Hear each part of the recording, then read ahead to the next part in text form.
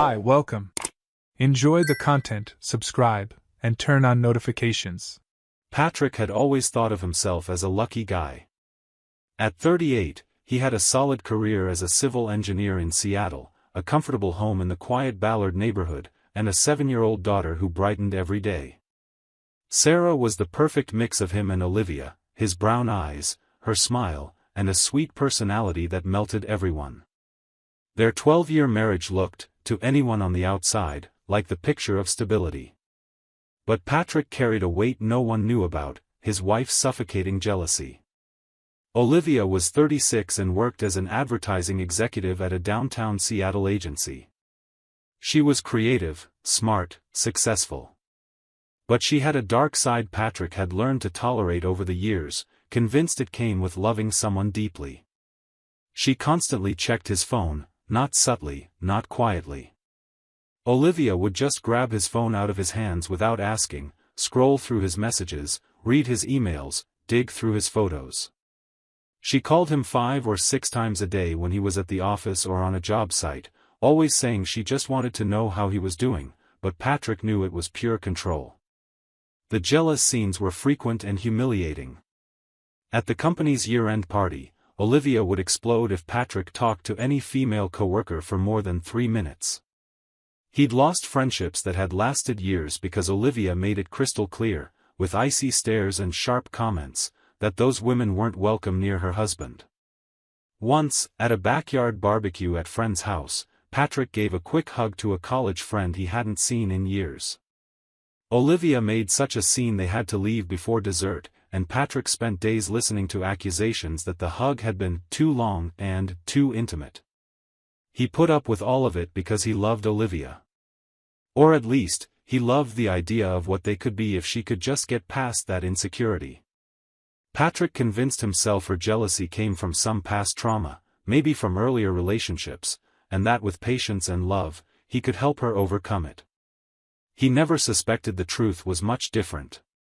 Much uglier. The discovery started on an ordinary October Tuesday, until it wasn't. Patrick was supervising a commercial building project in Capitol Hill when he got a call from Sarah's school. She had a stomachache and a low fever, and the office asked if someone could pick her up.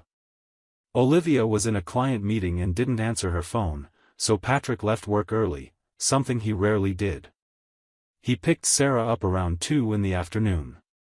She looked pale and clearly wasn't feeling well, but it wasn't serious. On the way home, Patrick tried to distract her with light conversation. "Dad, did you leave work just because of me?" Sarah asked, her voice small and tired. "Of course, princess. You're more important than any meeting," Patrick replied, smiling at her in the rearview mirror. Sarah went quiet for a few seconds, staring out the window, then blurted out with the brutal honesty only children have, "Uncle Josh wasn't there today when we got home. He always leaves fast when you get home." Patrick felt like the car had hit an invisible wall. His hands gripped the steering wheel so tight his knuckles turned white. He looked back at her again, meeting her eyes, and forced his voice to sound casual, light, as if this were the most normal thing in the world. "Uncle Josh? Who's that, Sarah?" "He's Mom's friend," she said, not understanding how heavy her words were. "He comes over to play with Mom when you're at work. He's nice. Sometimes he brings chocolate. But he always leaves fast. Mom says it's because he has other stuff to do." Patrick felt his blood turn to ice. His stomach twisted, a deep nausea rising in his throat. He kept driving on autopilot, asking casual questions, trying not to alarm Sarah, trying not to let her see his world collapsing right in front of her. "How often does Uncle Josh come, roughly?" "Oh, every week, I think. Sometimes twice. Mom says he's a work friend." "Every week. Inside their home. In front of their 7-year-old daughter." Patrick wanted to scream. He wanted to punch the dashboard. He wanted to pull over and just fall apart. But Sarah was in the back seat, innocent, sick, clueless. So he swallowed it all, the anger, the pain, the betrayal, the humiliation, and kept driving. When they got home, Patrick checked Sarah's temperature, gave her a kid's fever reducer, and called Olivia's mom, who lived 15 minutes away. He made up some excuse about needing to rush back to the job site because of a supplier issue, and asked if she could come over and stay with Sarah. The woman showed up in 20 minutes, worried about her granddaughter, and didn't suspect a thing. Patrick drove off without a destination, just circling for a few minutes, his mind spinning in furious loops. Everything made sense now. Olivia's obsessive jealousy. All those baseless accusations. The toxic control over his life. It wasn't insecurity. It wasn't trauma. It was projection. She accused him of cheating because that's exactly what she was doing. She went through his phone because she assumed he was doing the same thing she was. She created scenes of jealousy because she was hiding something filthy. Patrick pulled over on a side street, 2 blocks from his own house, and walked. It was about 3:30 in the afternoon. Olivia usually didn't get home until after 6, but apparently, she had other plans on Tuesday afternoons. He approached the house quietly, his heart pounding like a war drum in his chest. The front door was locked, as always, but he could see through the large living room window. And there they were. His wife of 12 years. The mother of his daughter. Sitting on their couch, wrapped around a man. Not a friendly hug. Her legs were crossed over his thighs, her head resting on his shoulder, both of them laughing at something on his phone. The intimacy of the scene was undeniable. Repulsive. Patrick stood there for a few seconds, just watching, burning that image into his memory as proof that everything was over. Then he pulled out his phone. Hands shaking with rage, he took photos. 3, 4, 5. Then he switched to video and recorded 15 seconds of them there, completely at ease, completely unaware they were about to be destroyed. Patrick put his phone away, took a deep breath, and walked through the front door. The sound of the key turning in the lock was like a fire alarm. Olivia jumped off the couch so fast she nearly knocked over the coffee table. The man stood up, stunned, eyes wide. Patrick shut the door behind him slowly, deliberately, and looked at the two of them. Olivia was pale, mouth open, searching for words that didn't exist. The man was younger than Patrick, maybe 30, with short hair and a rumpled button-down shirt. Patrick. What are you doing here? Olivia stammered, and the question was so absurd Patrick almost laughed. What am I doing here? In my own house? Patrick repeated, his voice dangerously low. I think the real question is, what is he doing here? The man took a step forward, hands raised in surrender. Man, look, it's not what it looks like. I'm Olivia's cousin. I'm in town from Portland visiting Anne. Cousin? Patrick cut in, and now he laughed, a dry, humorless sound. Interesting.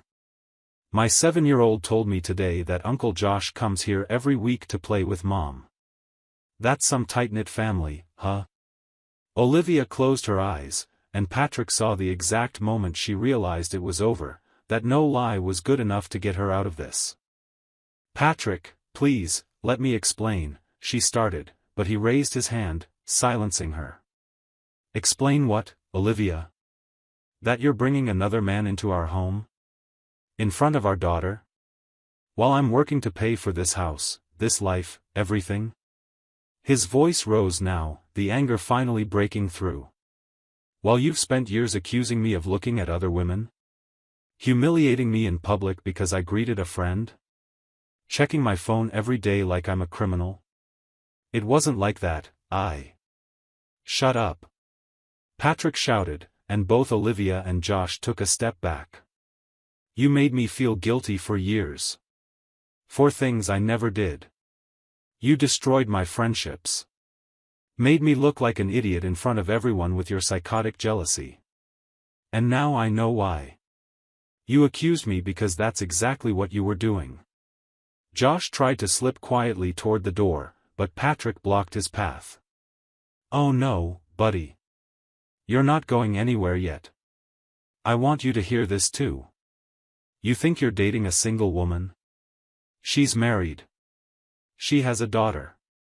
And apparently, she brings you here, to the house I pay for, on afternoons when I'm at work. So, Josh, are you just stupid, or do you just have no morals?" Josh didn't answer, staring at the floor. Patrick turned back to Olivia. "How long?" "Patrick." "How long, Olivia?" "6 months," she whispered, tears finally starting to fall. "But it meant nothing, I swear, it was a mistake, 6 months, Patrick repeated, his voice breaking. 6 months you cheated on me. 6 months you brought this guy here. 6 months you exposed our daughter to this." Olivia collapsed onto the couch, sobbing. "It was a mistake, Patrick, please, we can fix this, I love you, "You don't love me," Patrick said, and now there was a final coldness in his voice. "If you loved me, you wouldn't have done this. And do you know what's worse? I would have forgiven you if you'd come to me honestly and said you weren't happy. We could have ended this like adults. But you chose to betray me, lie to me, and still accuse me of the very things you were doing." He looked at Josh. "Get out of my house. Now." Josh didn't wait 2 seconds.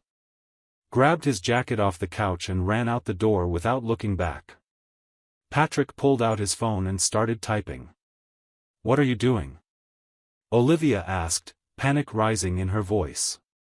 "Sending the photos and videos I took of you two to my lawyer. And to your parents. And to some of our friends. Because I want everyone to know who you really are." "No. Patrick, please, don't do this, my parents will. They'll hear the truth," Patrick finished, hitting send. "Just like everyone else will." Olivia tried to reach for him, but he stepped away like she was poison. "I want a divorce. I'm sleeping at my brother's tonight. You'll get the papers tomorrow." "And Olivia?" "I'm fighting for full custody of Sarah. No judge is going to think it's okay for you to bring lovers into the house while your daughter is present.